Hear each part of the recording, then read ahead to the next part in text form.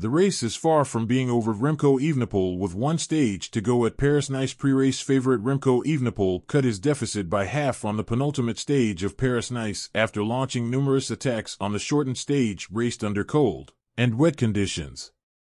The Belgian champion finished second on the stage and now trails race leader Brandon McNulty, UAE Team Emirates, by 36 seconds with one stage to go at the Race to the Sun.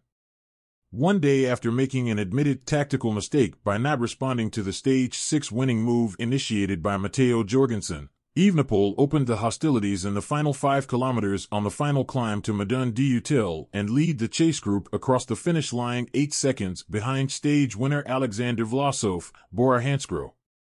Jorgenson, Visma Lease bike, is second overall, a slim 4 seconds behind the McNulty who struggled to retain his yellow jersey. Stage 6 winner Mattias Skjelmose, Lidl-Trek, sits in third place, 1 second ahead of with a forecast calling for a strong chance of snow in Oran. The organizers rerouted Stage 7 to finish with the 15.3 kilometers climb of Madone d'Util instead of the much harder Oran climb and shortened the stage to 104 kilometers from the original 173 kilometers plan. Sadel Quickstep and Visma Lease bike took turns controlling the gap to the breakaway, until the last rider was reeled in on the lower slopes of the final climb with 15 kilometers to go.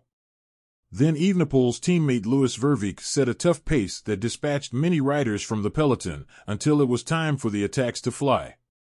Though Evenepoel's attacks dropped McNulty, he could not distance Primož Roglič, Bora-Hansgrohe, Jorgenson and Skjelmose in the group sprinted to the line for second place. They, his team, paced in the valley going into the final climb, where Louis set a pretty hard pace from the bottom.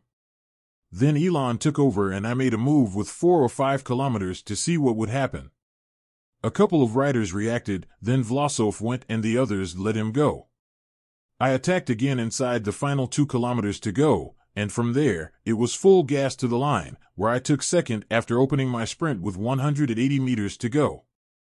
It was a good day. We have one more stage, and the race is far from being over. Speaking to Headlots News, a confident Evenepoel stated that he is not giving up, though he names Jorgenson as the top favorite to win the title.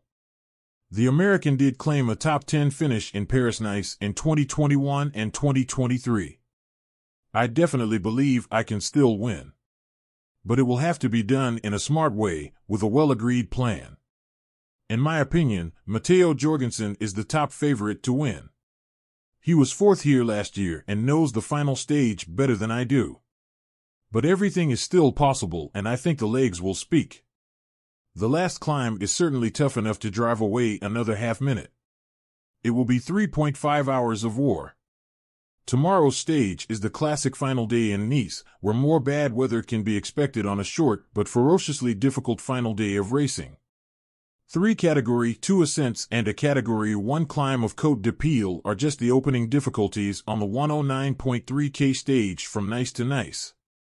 Stage 8 culminates with a long, difficult drag up to the summit at the Col d'Ise, followed by a short and steeper climb of Col de Catechemins, preceding a fast drop back to the coastline and the finish on Promenade des Anglais.